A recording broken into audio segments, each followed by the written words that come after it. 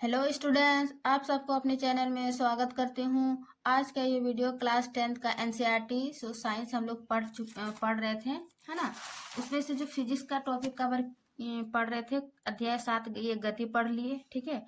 उसके बाद अध्याय 8 इसका कंप्लीट थ्योरी और प्रश्न उत्तर भी देख चुके हैं। बल तथा गति के नियम हम लोग इसका थ्योरी तक पढ़े थे। आज हम इसका जो है कंप्लीट प्रश्न उत्तर लेकर आए हैं, चाहे वो अध्याय के बीच का हो या फिर अभ्यास का प्रश्न उत्तर हो, ठीक है। सभी प्रश्न उत्तर को हम एक ही वीडियो में लेकर आए हैं ताकि आपको इधर उधर खोजने की आवश्यकता नहीं हो, ठीक है ना। तो चलिए शुरू करते हैं अध्याय 8।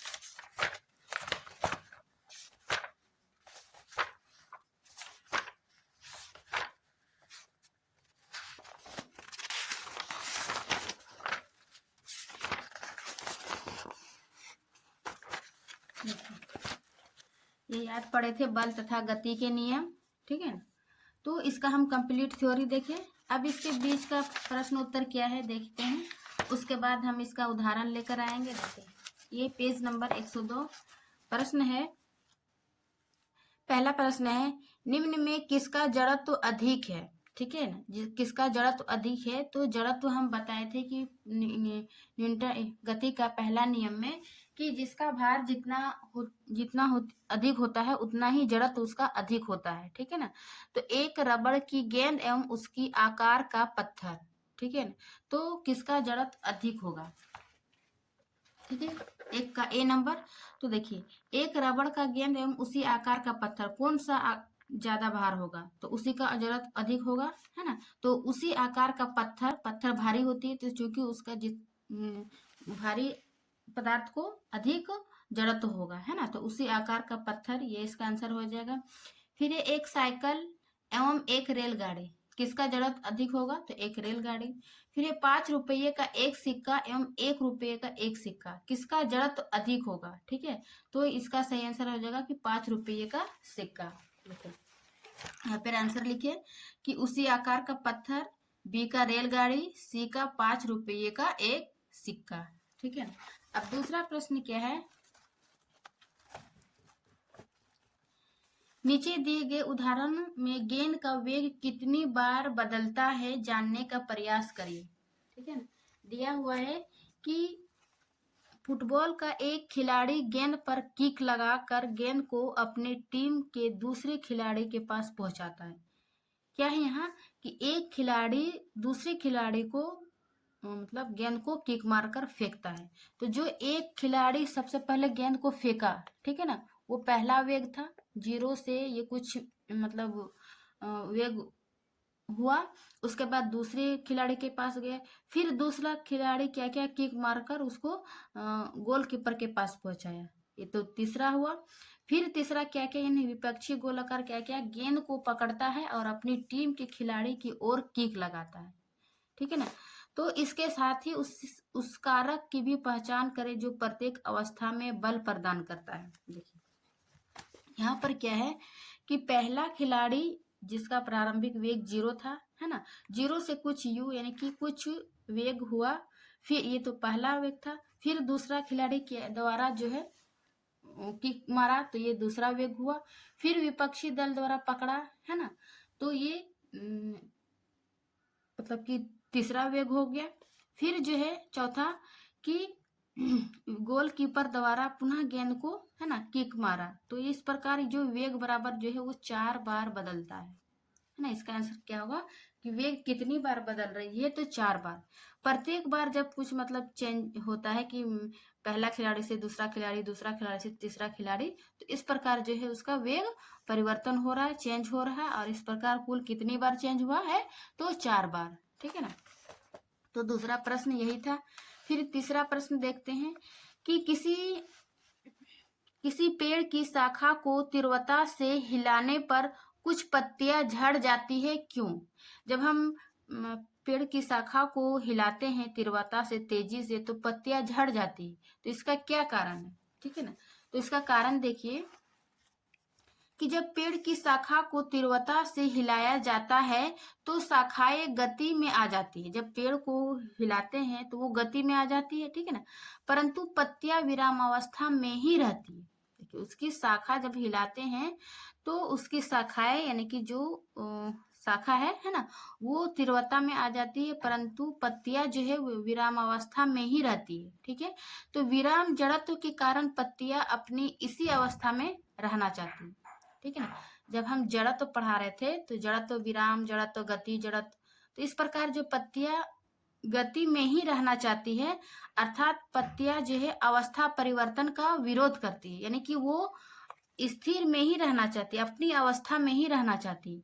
तो जब वो गति अवस्था में मतलब हिलाने पर गति आ जाती है तो वो उसका विरोध करती है ना, जिसके फलस्वरूप पत्तियां जो है वो झड़कर गिर जाती। तो ये इसका तीसरा प्रश्न का आंसर था कि है ना, तीव्रता से हिलाने पर कुछ पत्तियां झड़ जाती है, क्यों।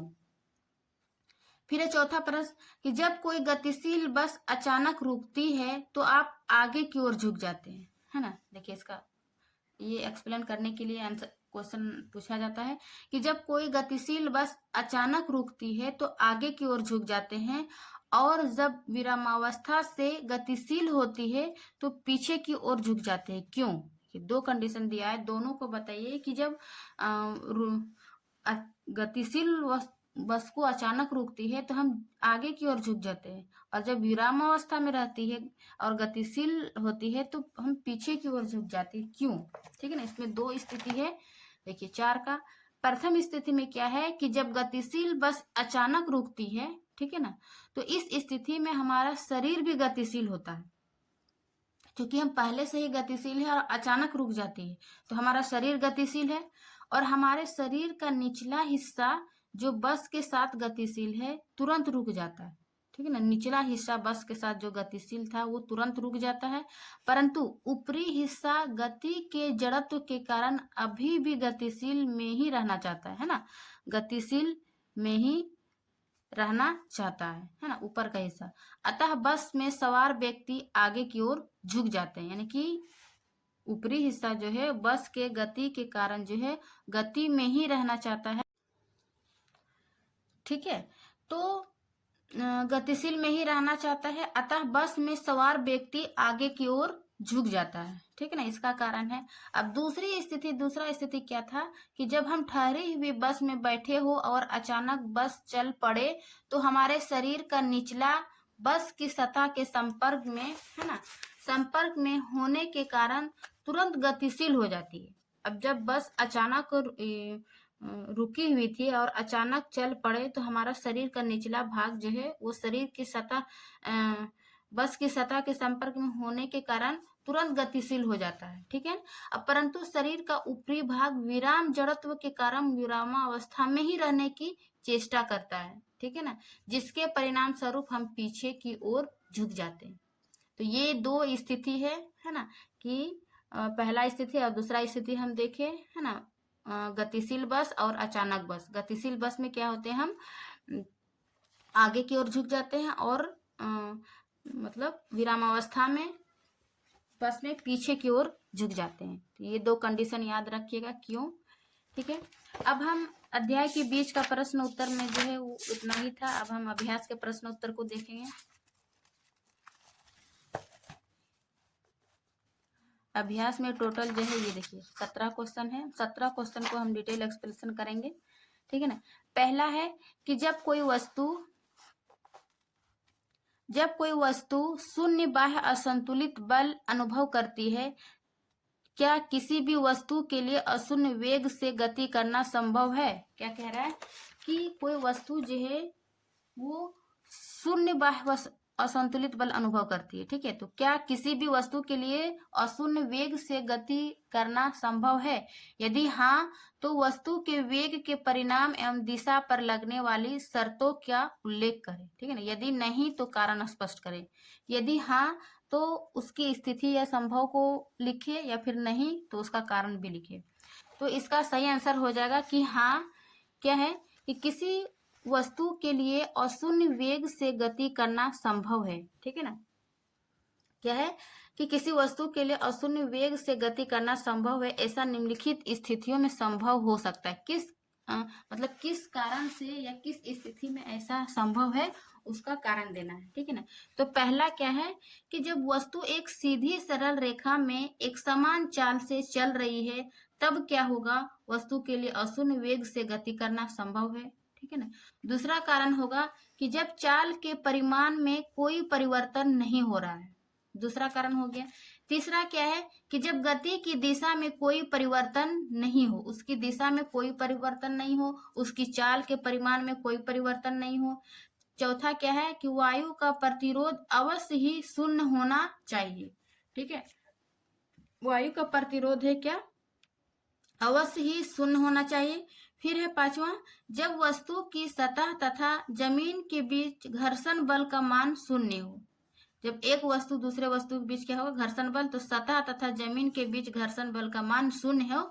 ये पांचवा कारण है कि किसी वस्तु को अशून्य वेग से गति करना संभव है, ठीक है ना। ये पहला प्रश्न का उत्तर था।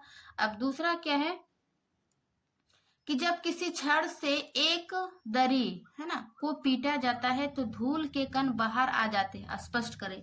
ये तो हम अपने दैनिक जीवन में भी देखते हैं कि जब किसी छड़ी से है ना दरी को पीटा जाता है तो धूल के कण बाहर आ जाते हैं, स्पष्ट करें। तो इसका आंसर हो जाएगा कि प्रारंभ में जो है वो दरी तथा धूल के कण विरामावस्था में होते हैं, ठीक है ना। वही गति का ही कारण देना होगा, विरामावस्था में है कि गति में है। धूल के कण क्या था, विरामावस्था में है होते हैं। जब इन्हें किसी छड़ से पीटा जाता है तो दरी में जो है वो कंपन गति होने लगती है, ठीक है ना। आप कल्पना कीजिए कि जब हम किसी दरी को पीटते हैं तो वो धूल कण पहले विरामावस्था में रहती है, फिर उन्हें छड़ से पीटा जाता है तो दरी में जो है वो कंपन गति होने लगती है, ठीक है। परंतु धूल कण जो है वो विरामावस्था में ही रहना चाहता है। कोई भी वस्तु जिस स्थिति में रहना चाहते हैं वो उसके मतलब जड़त्व के कारण है, वो उसका मूल प्रवृत्ति है, उसी प्रवृत्ति में ही रहना चाहता है, ठीक है ना। धूल कण विरामावस्था में ही रहना चाहते हैं, अतः विराम जड़त्व के कारण धूल कण अपनी अवस्था को बनाए रखना चाहते हैं, ठीक है ना। जबकि दरी में गति होती है जिसके परिणाम स्वरूप धूल कण बाहर निकल जाते हैं, ठीक है। वो विराम अवस्था में रहना चाहती है और जब गति के कारण जो है वो धूलकण बाहर निकल जाते हैं, ठीक है। तो इसका कारण ये देना है 2 नंबर का। अब तीसरा है कि बस की छत पर रखे सामान को रस्सी से क्यों बांधा जाता है, ठीक है ना। जब हम बस में अधिक सामान ले जाते हैं तो उसको रस्सी से बांधा जाता है, क्यों, ठीक है ना। सामान्यतः हम जानते हैं कि वो बस में जो है गति होगा तो वो गिरेगा नहीं, है ना। लेकिन उसका साइंस में क्या है, उसका आंसर देना है क्योंकि बस जो है वह अचानक ब्रेक लगने पर तथा बस के अचानक खुलने की स्थिति में सामान पीछे की ओर नीचे तथा आगे की ओर नीचे ना गिर जाए, ठीक है ना। बस की मुड़ने की स्थिति में भी सामान किनारे से गिर सकता है। ऐसा इसलिए होता है क्योंकि बस की गति में, ठीक है, गति में परिवर्तन होने की स्थिति में समान जड़त्व के कारण अवस्था परिवर्तन का विरोध करती है। सब में वही है कि जड़त्व देना है, ठीक है ना। जैसे ब्रेक लगने पर बस रुकती है परंतु समान गति में ही रहना चाहता है, जिसके आगे खिसक कर गिर सकता है। इस प्रकार बस के अचानक खुलने पर बस गति में आ जाती है परंतु समान जो है विराम जड़त्व में ही रहना चाहता है और पीछे खिसक कर गिर सकता है। इसीलिए उसमें बस में सामानों में बस के ऊपर सामान जो रहती है उसको रस्सी से बांधा जाता है, ठीक है ना। तो ये था वैज्ञानिक कारण चौथा। अब 5वां प्रश्न देखते हैं। अच्छा सॉरी, तीसरा प्रश्न था, चौथा देखते हैं कि किसी बल्लेबाज द्वारा क्रिकेट की गेंद को मारने पर, ठीक है ना, क्या है, किसी बल्लेबाज द्वारा क्रिकेट की गेंद को मारने पर गेंद जमीन पर लुढ़कती है। कुछ दूरी चलने के बाद गेंद रुक जाती है, ठीक है। अब गेंद रुकने के लिए धीमी होती है क्योंकि जब हम क्रिकेटर जो है वो बल्लेबाज गेंद को मारता है तो जमीन पर लुढ़कती है। अब कुछ देर चलने के बाद गेंद रुक जाती है।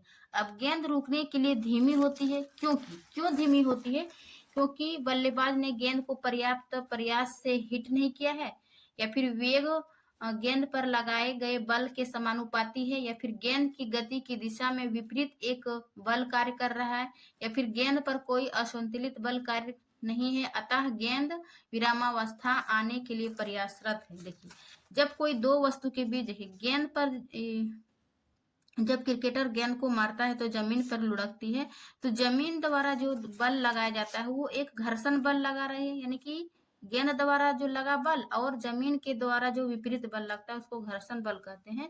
तो इसका आंसर हो जाएगा सही कि गेंद पर गति की दिशा में के विपरीत एक बल कार्य कर रहा है, यानी कि घर्षण बल कार्य कर रहा है। इस कारण जो है वो गेंद रुकने के लिए धीमी होती है और लुढ़कते लुढ़कते कुछ दूरी पर चलने के बाद गेंद जो है वो घर्षण बल के कारण धीरे धीरे वो रुक जाती है। ठीक है ना, तो इसका 4 का सी नंबर सही हो जाएगा।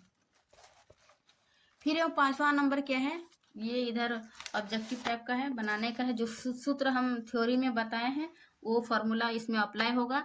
यदि आप इसका थ्योरी नहीं देखे हैं तो थ्योरी वाला वन शॉट यानी क्लास 9th का वन शॉट दिया हुआ है, आप वहां से थ्योरी जाके पढ़ सकते हैं। यकीन मानिए कि आप एक बार वन शॉट थ्योरी देखने के बाद आपका कंप्लीट प्रश्न उत्तर या फिर जो भी ऑब्जेक्टिव न्यूमेरिकल है सभी आपको हल हो जाएगा, है ना। वहीं से हम जो फॉर्मूला निकाले थे किस प्रकार का। ठीक है, तो चलिए शुरू करते हैं। एक ट्रक विरामावस्था से, ठीक है ना, सबसे पहले क्या क्या दी हुई है उसको लिखना। एक ट्रक विरामावस्था से किसी पहाड़ी से नीचे की ओर नियत त्वरण से लुढ़कना शुरू करता है। ठीक है ना, यू दिया हुआ है क्या, एक ट्रक विरामावस्था से यानी कि u बराबर 0। फिर ये नियत त्वरण से लुढ़कना शुरू करता है और यह 20 सेकेंड में 400 मीटर की दूरी तय करता है। ठीक है, समय की दी हुई है 20 सेकेंड और दूरी है ना s बराबर कितनी दी हुई है 400 मीटर की दूरी तय करता है। इसका त्वरण ज्ञात करें। त्वरण यानी कि हम इसका a का मान निकालेंगे। ठीक है ना, त्वरण बराबर क्या होता है a। फिर अगर इसका द्रव्यमान 7 टन है, ठीक है, मतलब कि मास दिया हुआ 7 टन, तो इस पर लगने वाले बल की गणना करें, यानी कि त्वरण भी निकालना है और बल भी निकालना है। और 1 टन बराबर जो है 1000 kg है। ठीक है, तो चलिए देखते हैं 5 का। देखिए 5वां प्रश्न क्या दी हुई है, विराम अवस्था से चलना शुरू कर रही थी, यानी कि u बराबर 0, समय बराबर 20 सेकंड दी हुई है और दूरी 400 मीटर। क्या निकालना था, a और f। ठीक है ना, a निकालना है और f, a यानी कि त्वरण, f यानी कि बल। बल में की दी हुई है कि ट्रक का द्रव्यमान m बराबर क्या 7 टन दी हुई थी और 1 टन बराबर 1000 kg। तो 7 टन बराबर क्या हो जाएगा, 7 गुना 1 यानी कि 7000 kg हो जाएगा। तो F बराबर क्या होगा, ठीक है ना, वही ना था, द्रव्यमान ज्ञात करें और बल ज्ञात करें। ठीक है ना, इतनी कंडीशन दी हुई है। पहले जो दी हुई है उसको हम लिखे, अब जो निकालना है उसको फॉर्मूला हम बैठाएंगे। देखिए U दी हुई है, T दी हुई है, S दी हुई है, तो हम U T S थोड़ा सा दिमाग लगाएंगे कि गति का जो तीसरा समीकरण पढ़ेंगे, है ना, गति का 3 समीकरण पढ़े थे, पहला, दूसरा और तीसरा। इन्हीं तीनों समीकरण से जो है वो सभी हल होगा। तो गति का हम तीसरा समीकरण बैठाते हैं कि S बराबर ut plus half AT square. ठीक है ना, तो देखिए मेरा यहाँ पर S भी दी हुई है 400 मीटर, U 0 दी हुई, T कितनी हुई 20 दी हुई, प्लस हाफ A, यहाँ से चूंकि A का मान हमको निकालना है पहले, तो यहाँ से मेरा A निकल जाएगा और T भी दी हुई है ना। तो A गुने फिर T स्क्वायर, ये करते हैं। अब हम इसको हल करते हैं, ये 400 फिर ये 0 हो जाएगा, है ना, क्योंकि कोई भी संख्या को 0 से गुना करते हैं 0 हो जाएगा, प्लस फिर हाफ 2 दूनी 400 बट्टे ये 2a हो जाएगा। ठीक है ना, अब इसको कटाएं तो कितना होगा 200a। ठीक, अब 400 बराबर 200a यानी कि a बराबर क्या हो जाएगा 400 बट्टे 200, और इस प्रकार कटने के बाद 2 मीटर प्रति सेकेंड, ये मेरा क्या निकला त्वरण, है ना, इतना त्वरण निकल गया यानी कि ए निकल गया। अब क्या निकालना था, बल, क्या ट्रक पर लगने वाला बल। तो बल का फॉर्मूला क्या होता है, F बराबर ma यानी कि द्रव्यमान गुनी त्वरण। क्योंकि मेरे यहाँ त्वरण निकल गया है ना, और द्रव्यमान की दी हुई है यहाँ पर 7000 kg। ठीक है ना, तो 7000 गुनी 2, तो इस प्रकार कितना निकला 14000 न्यूटन। क्योंकि हम बल का ऐसा ही मात्रा जो न्यूटन, इसको न्यूटन में लिखेंगे, तो 14000 न्यूटन इसका बल निकला। त्वरण 2 मीटर प्रति सेकेंड। ठीक है ना, तो ये प्रति सेकेंड स्क्वायर हो जाएगा, क्योंकि त्वरण का ये फॉर्मूला। ठीक है ना। तो ये पांचवा था। देखिए कितना, सबसे पहले जो दी हुई नॉमरिकल बहुत लोगों से नहीं बनता है, तो सबसे पहले जो दी हुई है उसका मान निकाले। उसके बाद क्या निकालना है, देखिए फॉर्मूला में ही सब दिया हुआ, उस फॉर्मूला से हम उसका ए का मान निकाल लिए।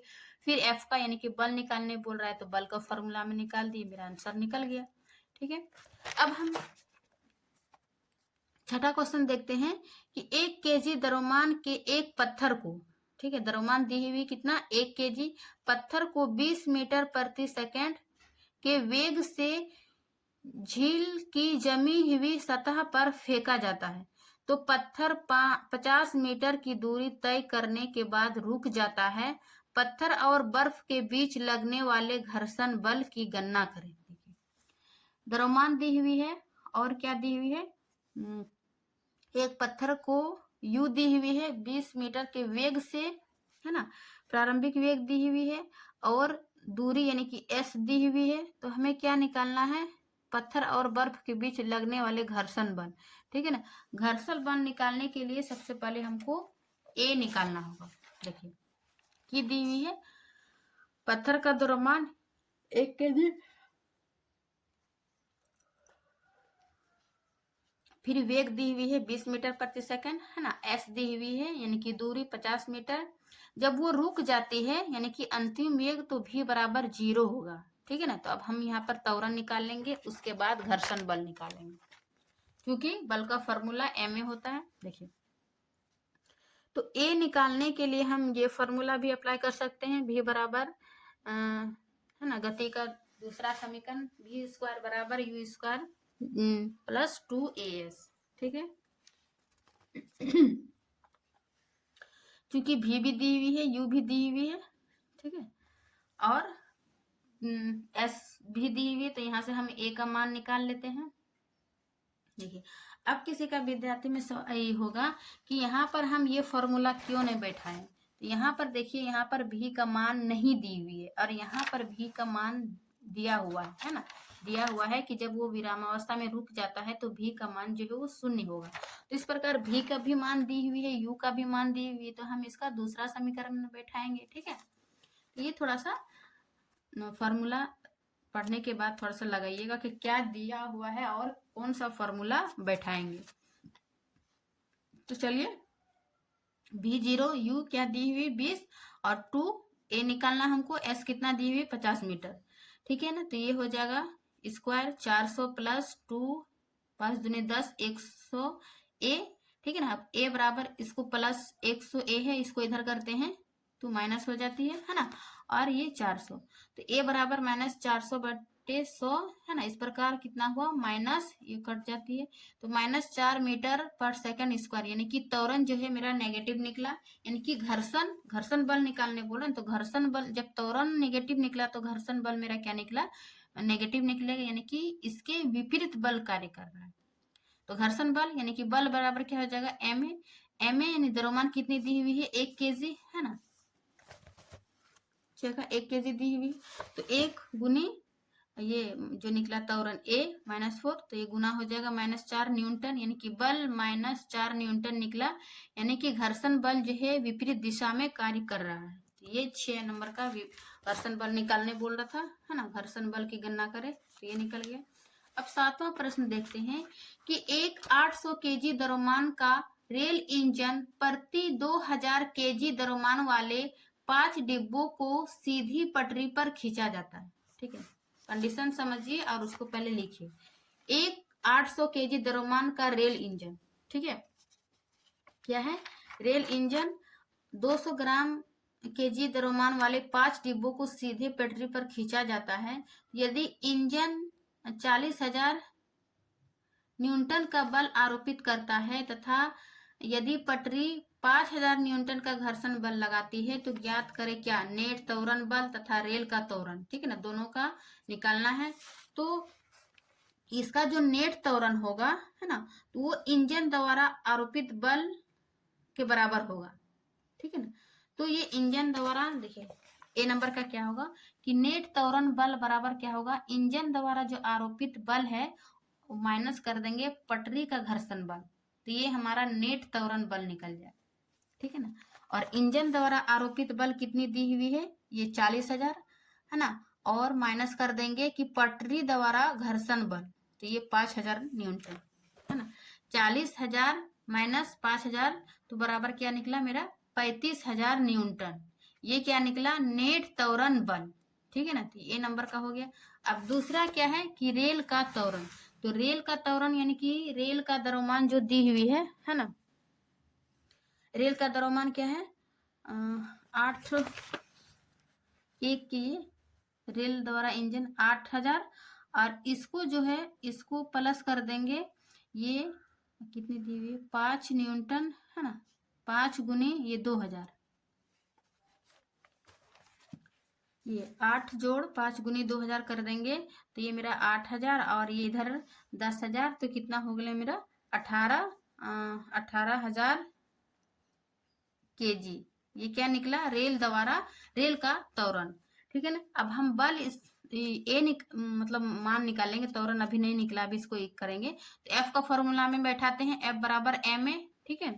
तो इसका ए को इधर कर लेते हैं, क्योंकि मेरा एफ भी का भी मान आ गया कितना बल, नेट त्वरण बल यहाँ से निकला था ना 35,000, तो 35,000 बट्टे ये एम यानी कि द्रव्यमान कितना निकला ये 18,000, तो इसको हम कटाते हैं तो ये निकलता है मान 18 को जब हम 35 से भाग देते हैं तो 1.944 मीटर पर सेकंड स्क्वायर। ये क्या निकला मेरा त्वरण, रेल का त्वरण और ये नेट त्वरण बल, ठीक है ना, नेट त्वरण बल। ये तो ये दोनों मेरा निकल गया। थोड़ा सा कंडीशन को समझ के बनाइएगा तो आसानी होगा, ठीक है ना। अब हम देखते हैं 8वां प्रश्न। एक गाड़ी का द्रव्यमान 1500 kg है, ठीक है ना, 1500 kg है। यदि गाड़ी को 1.7 मीटर पर सेकंड स्क्वायर के ऋणात्मक त्वरण, ये त्वरण दी हुई है ऋणात्मक और ये द्रव्यमान दी हुई है, ठीक है ना, के साथ विरामावस्था में लाना है तो गाड़ी तथा सड़क के बीच लगने वाला बल कितना होगा। गाड़ी तथा सड़क के बीच लगने वाला बल पूछ रहा है, एम भी दी हुई है और ए दिया हुआ है, तो हम इसको डायरेक्ट फॉर्मूला एफ में बैठा देंगे, ठीक है ना। कि गाड़ी देखिए दी हुई पहले एम बराबर 1500 kg और त्वरण दी हुई है 1.7 मीटर पर सेकंड स्क्वायर, ठीक है।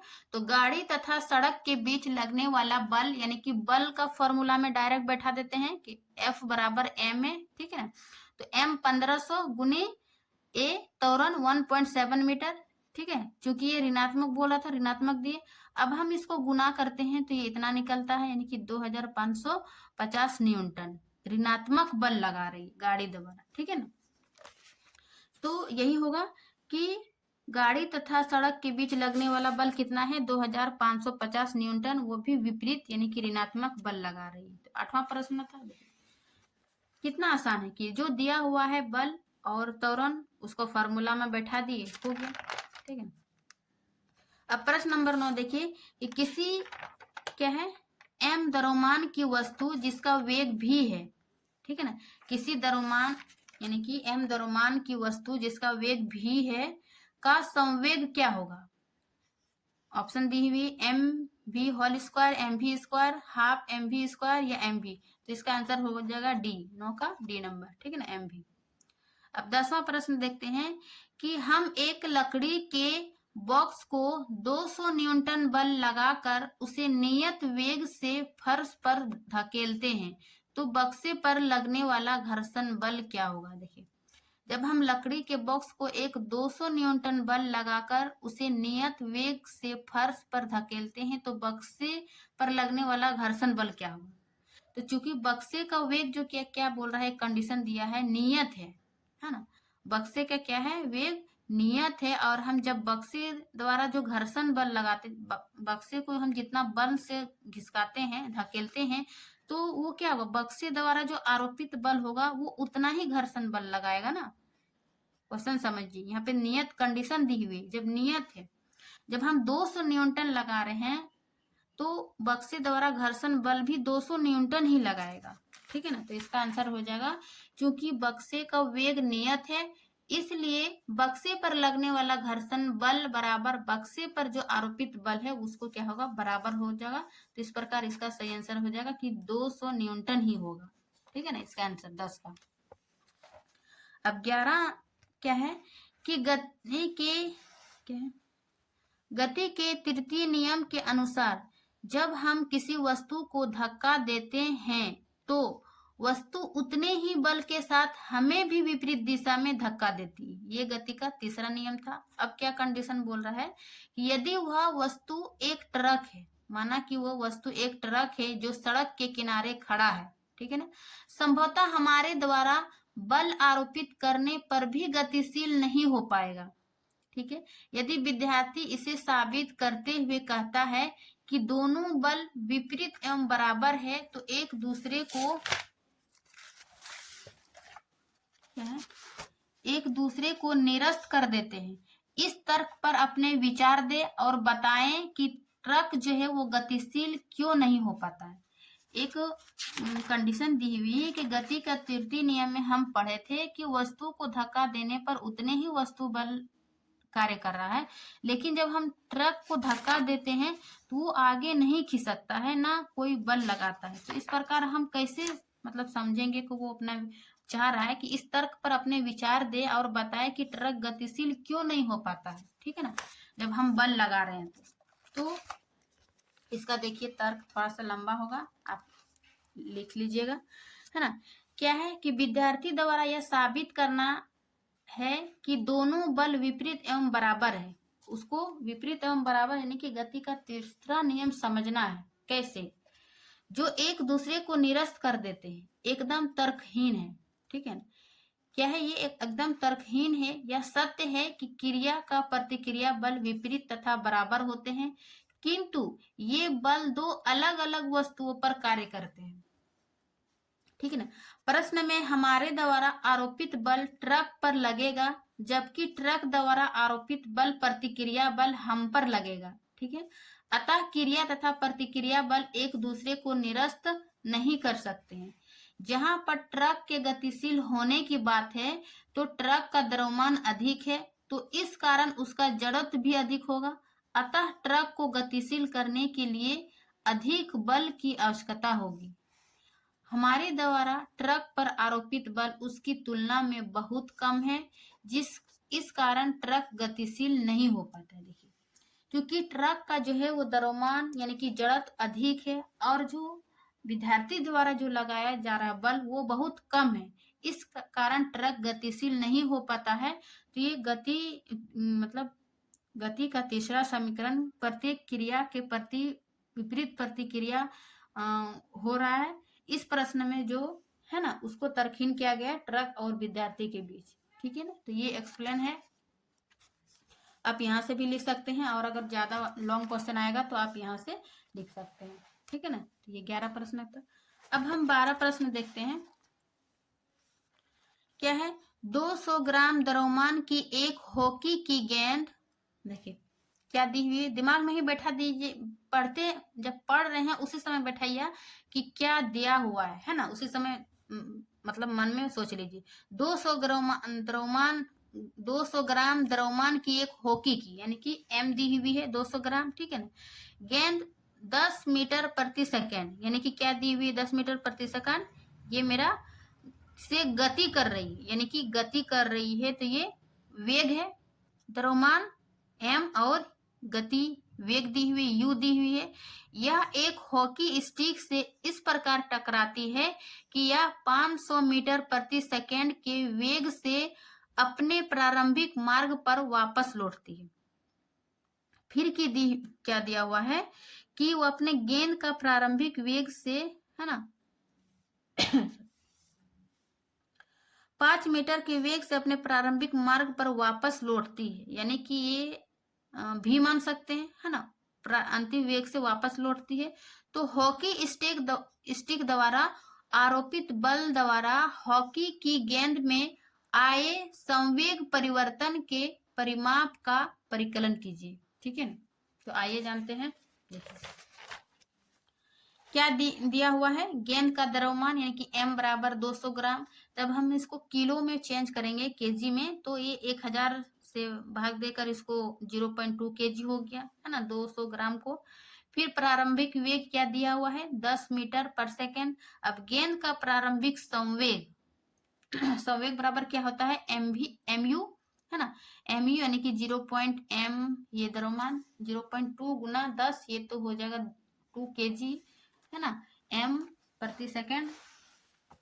ये क्या निकला, गेंद का प्रारंभिक संवेग, ठीक है ना। अब क्या है, हॉकी स्टिक से टकराने के बाद वेग भी क्या दी हुई है, -5 मीटर पर सेकेंड, है ना। यही कि यह एक हॉकी स्टिक से उसी प्रकार टकराती है, यह 5 मीटर पर सेकेंड वेग से अपने प्रारंभिक वापस लौटती है, यानी कि ऋणात्मक उसका मान होगा भी, है ना। तो ये ऋणात्मक हो गया। अब गेंद का अंतिम संवेग, प्रारंभिक संवेग निकाले, अंतिम संवेग क्या हो जाएगा, एम भी। तो एम तो वही रहेगा लेकिन ये भी चेंज हो जाएगा, है ना, -5। तो इस प्रकार ये -1 kg मीटर पर सेकेंड हो जाएगा, है ना, क्या उसका संवेग। अब है संवेग परिवर्तन, क्या निकालना है, आइए संवेग परिवर्तन के परिमाप का परिकलन कीजिए। तो संवेग में परिवर्तन बराबर क्या हो जाएगा, अंतिम संवेग माइनस प्रारंभिक संवेग। अंतिम संवेग हम क्या निकाले, -1 kg, और प्रारंभिक संवेग क्या निकाले, 2 kg, है ना। तो ये दोनों को घटा देते हैं, ये -1 फिर -2, तो माइनस माइनस क्या हो जाएगा, प्लस, तो 3 kg मीटर पर सेकेंड, है ना। ये क्या निकला मेरा, संवेग परिवर्तन। तो इस प्रकार इसका आंसर निकल गया। कंडीशन को समझते हुए जो दिया हुआ है उसी को हम निकाले और उसी फॉर्मूला बेस्ड से मेरा आंसर निकल जाता है, ठीक है ना। तो ये 12 तक का था। अब 13 नंबर प्रश्न देखते हैं।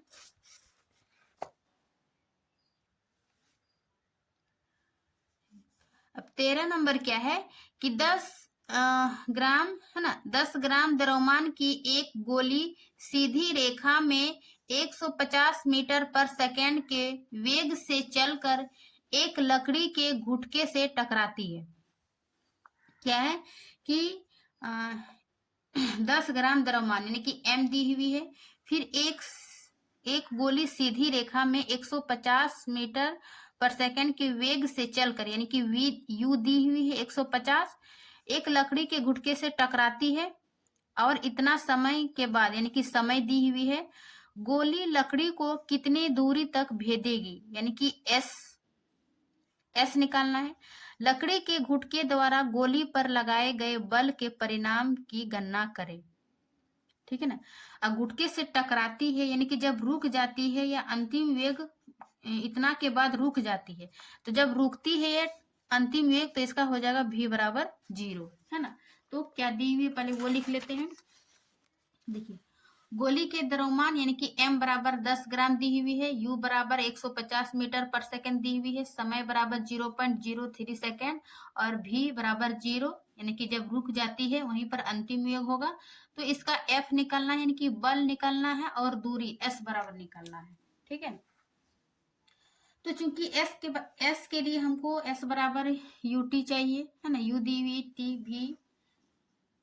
तो इसका सबसे पहले गति का समीकरण से हम यहाँ पर a निकाल लेते हैं, है ना, क्योंकि यहाँ पर a भी चाहिए, v भी नहीं है और a भी नहीं है ना, v है u है a नहीं है। तो यहाँ पर पहला समीकरण से v बराबर u प्लस at निकाल लेते हैं। u कितनी हुई 0, u 150, a चूंकि हमको निकालना है और समय 0.03, ठीक है। अब क्या हो जाएगा, ये इतना बराबर 150, है ना, इसको बराबर कर लेते 150 बराबर a। तो a बराबर क्या हो जाएगा 150 बट्टे ये 0.03, पॉइंट को हटाते हैं तो यहाँ पर चूंकि पॉइंट के बाद 2 अंक है तो 2 0 लगाए, ठीक है ना, और इसको 3 5 15 यानी कि -5000 मीटर पर सेकंड स्क्वायर ये मेरा त्वरण निकला, ठीक है ना। फॉर्मूला से ही गति का पहला समीकरण से v बराबर u प्लस at निकाले, उससे a निकल गया। अब जब a निकल गया तो हम क्या निकालेंगे, s भी निकाल लेंगे और f भी निकाल लेंगे। तो पहले हम s निकालते हैं, क्या, दूरी, ये गति का तीसरा समीकरण में s बराबर ut plus half at square, है ना, u दी हुई 150, t 0.03 प्लस हाफ a जो निकला मेरा -5000 मीटर और फिर a को स्क्वायर करेंगे, है ना, a निकला जो a t स्क्वायर, है ना, यहाँ पर a t स्क्वायर 0.03 स्क्वायर यानी कि समय का स्क्वायर। ठीक है ना। अब इसको हम हल करते हैं तो ये इतना गुना करके इतना आता है, फिर यहाँ पे माइनस है तो ये प्लस माइनस माइनस यहाँ पर आ जाती है ना। और हाफ इंटू ये 500 इतना, ये 3 तिया 9 यानी कि स्क्वायर किए इतना आ गया।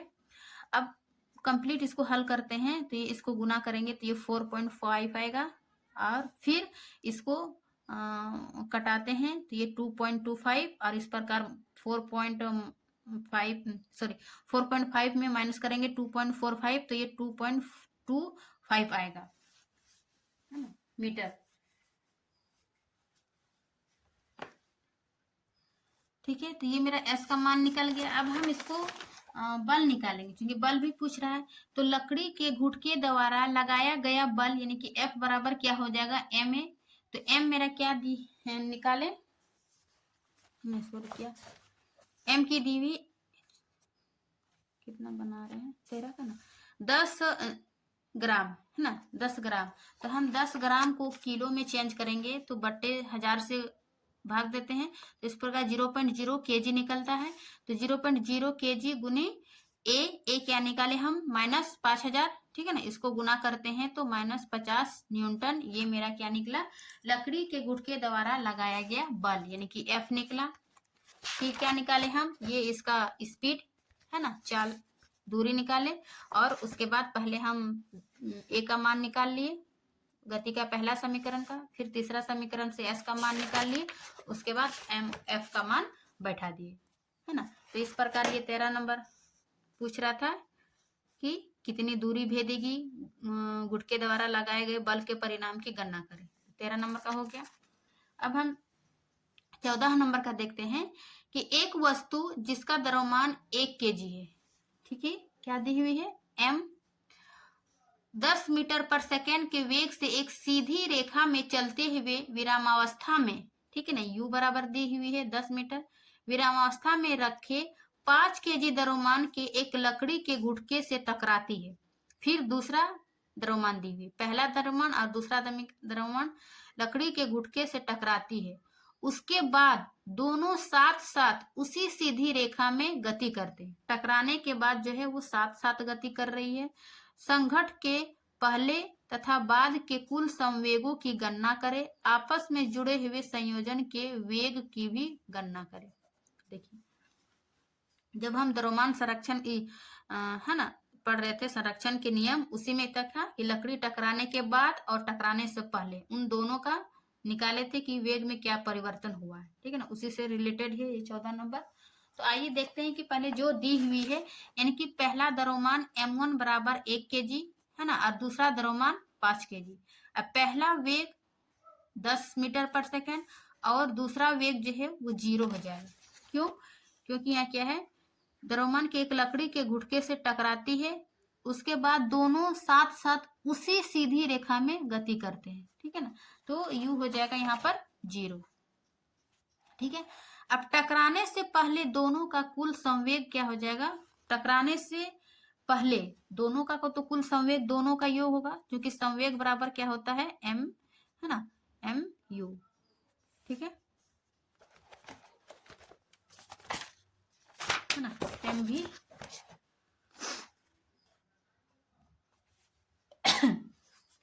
तो M1 और U1 प्लस M2 U2, तो M1 ये 1 इंटू 10 है ना, U जोड़ 5 इंटू ये U2 0, इन दोनों को 10 गुनी 1 और 5 गुनी 0, तो ये 0 ही हो जाएगा, यानी कि 10 kg हो जाएगा। कब, टकराने से पहले दोनों का कुल संवेग ये 10 kg मीटर पर सेकेंड।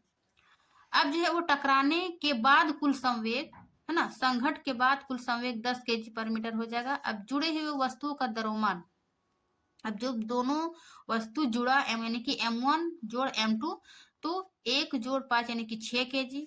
यदि संयोजन वेग भी हो तो दोनों का कुल संवेग क्या हो जाएगा, है ना, तो M1 जोड़ M2 इंटू V है ना, तो M1 ये 6 हो जाएगा,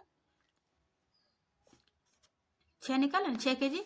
तो ये जो कुल द्रव्यमान निकला दोनों को वस्तु का द्रव्यमान, तो वही क्या हो जाएगा, दोनों का कुल संवेग।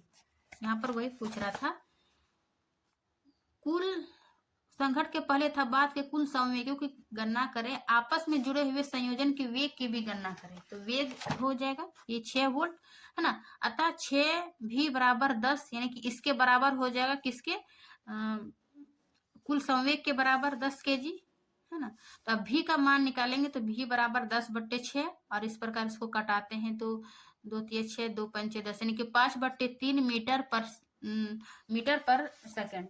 ये क्या निकला मेरा, भी वेग टकराने के बाद है ना आपस में जुड़े हुए संयोजन के वेग की भी गणना करें। ठीक है, तो इस प्रकार हम 14 नंबर का किए कि टकराने से पहले क्या था, वेग द्रव्यमान, उन दोनों को पहले कुल संवेग निकाले, फिर जुड़े हुए वस्तु का द्रव्यमान, फिर उसका वेग जो है ना, दोनों का कुल संवेग के बराबर होगा और इस प्रकार भी का मान निकाल लिए हम यहाँ से। ठीक है, अब प्रश्न नंबर 15 है, 100 kg द्रव्यमान की एक वस्तु का वेग, ठीक है क्या है, 100 kg द्रव्यमान की एक वस्तु का वेग समान त्वरण से चलते हुए 6 सेकेंड में 5 मीटर पर सेकेंड से 8 मीटर पर सेकेंड हो जाता है। क्या दिया हुआ है, द्रव्यमान दी हुई है, समय किया दिया हुआ है, 6 सेकंड दिया हुआ है। अब प्रारंभिक वेग यानी कि 5 और अंतिम वेग इतना से इतना हो जाता है, यानी कि प्रारंभिक वेग हो जाएगा और ये 8 अंतिम वेग हो जाएगा। ठीक है ना, तो वस्तु के पहले और बाद के संवेगों की गणना करें। ठीक है ना, वस्तु का प्रारंभिक संवेग और अंतिम संवेग की गणना करने बोल रहा है। उसके बाद उस बल के परिमाण की गणना करें जो उस वस्तु पर आरोपित है, यानी कि संवेग निकालने के बाद, प्रारंभिक संवेग और अंतिम संवेग निकालने के बाद क्या बोल रहा है, जो उस वस्तु पर आरोपित है, यानी कि बल भी निकालना है। ठीक है ना,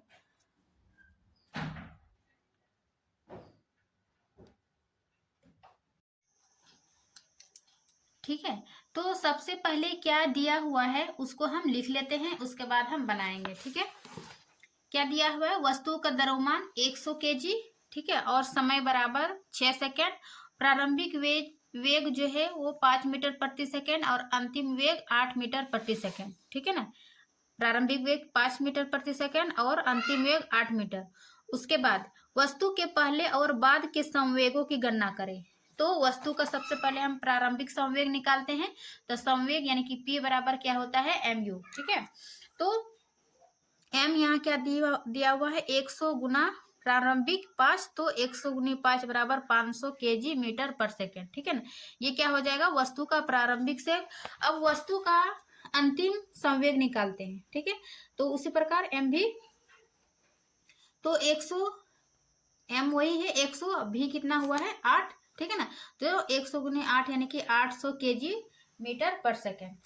ठीक, अब यहाँ पर क्या बोल रहा है, दो संवेग निकल गया, पहले तथा बाद के कुल संवेगों की गणना करें, आपस में जुड़े हुए संयोजन, सॉरी यहाँ पे क्या है, पहले और बाद के संवेगों की गणना करें, उस बल के परिमाण की गणना करें जिस वस्तु पर आरोपित है, यानी कि F निकालने बोल रहा है। ठीक है ना, परिमाण, तो F बराबर ma है, m तो मेरा दिया हुआ है, तो a निकालेंगे।